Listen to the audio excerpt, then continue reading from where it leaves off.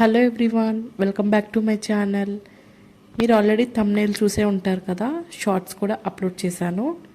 Prawns pickle అండి. నాకైతే చాలా ఇష్టం.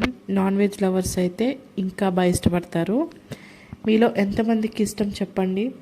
అందులోనూ సీ ఫుడ్ కదా. సో చాలా సింపుల్ వేలో ఎలా చేసుకోవాలనేది నేను ఈ లాంగ్ వీడియో చేశాను.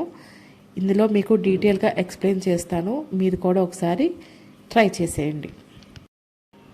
ఈ పచ్చడి అనేది మనకి దాదాపు 3 నెలల దాకా నిల్వ ఉంటుందండి.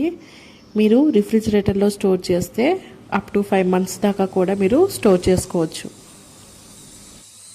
దీనికోసం ముందుగా నేను 1 kg దాకా కూడా మీడియం సైజు ఉన్న రొయ్యల్ని తీసుకున్నానండి.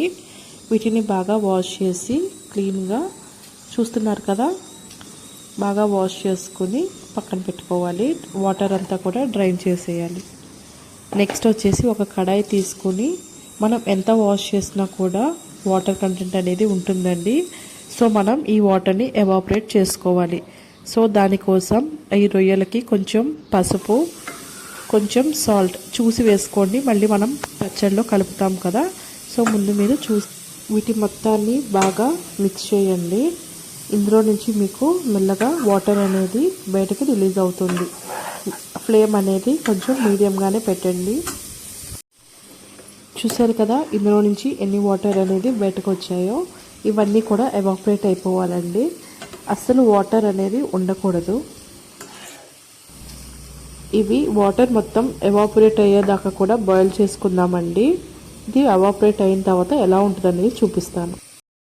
చూస్తున్నారు కదండి, వాటర్ మొత్తం నేను ఎవాపరేట్ చేసేసాను. అసలు వాటర్ కంటెంట్ అనేది ఉండకూడదు. ఇట్లా డ్రై అయ్యే విధంగా కూడా మనం బాయిల్ చేసుకోవాలి. ఇప్పుడు మనం డ్రై మసాలా అనేది ప్రిపేర్ చేసుకోవాలండి. దానికోసం ముందుగా ఒక కడాయి తీసుకుని అందులో చెక్క, లవంగాలు, యాలకులు అండ్ జీలకర్ర, అలాగే ధనియాలు, వీటన్నిటినీ కూడా మనం డ్రై రోస్ట్ చేసుకోవాలండి. మాడిపోకుండా కలుపుతూ ఉండండి. ఇవి వెంటనే ఫ్రై అయిపోతాయి.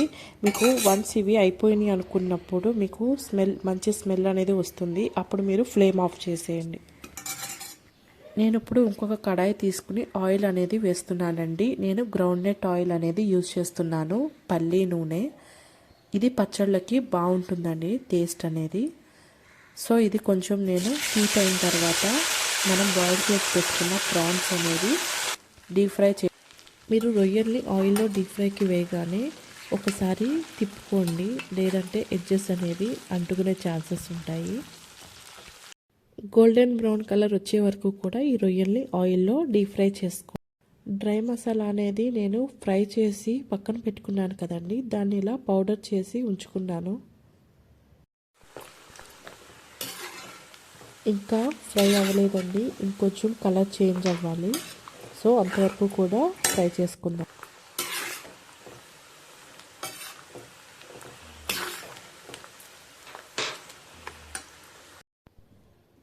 ఇప్పుడు ఇక్కడ చూస్తున్నారు కదా, కలర్ అనేది బాగా చేంజ్ అయింది.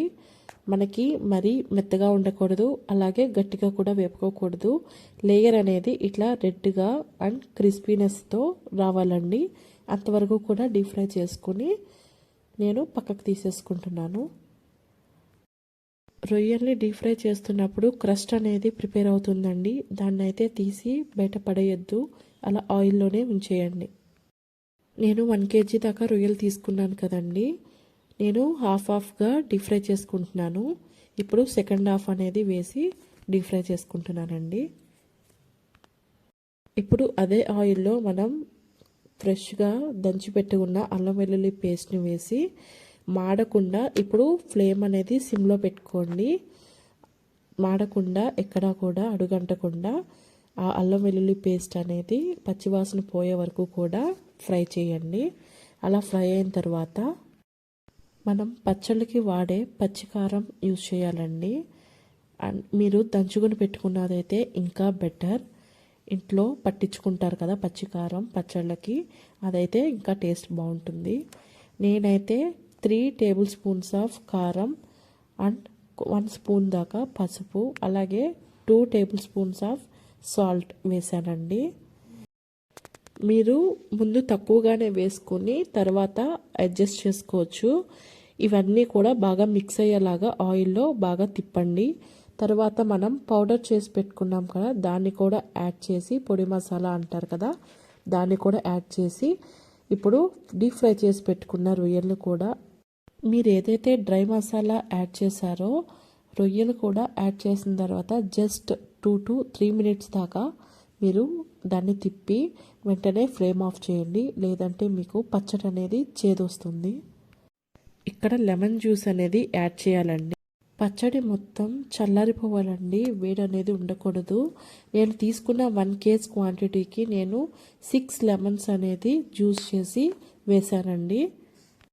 పచ్చడి అనేది వేడిగా ఉండకూడదండి, వేడి మొత్తం చల్లారిన తర్వాత మాత్రమే లెమన్ జ్యూస్ అనేది యాడ్ చేసుకోవాలి. అంతేనండి, చూస్తున్నారు కదా ఎంతో ఈజీ వేలో చేసుకునే రొయ్యల నిల్వ పచ్చడి ప్రాసెస్ అయితే ఇదేనండి. మీరు కూడా ఒకసారి ట్రై చేసి చూడండి, టేస్ట్ ఎలా వచ్చిందనేది నాకు కామెంట్లో చెప్పండి. ప్లీజ్ నా ఛానల్ ఇంకా ఎవరైనా సబ్స్క్రైబ్ చేసుకోకపోతే ప్లీజ్ సబ్స్క్రైబ్ చేసుకోండి. Thanks for watching.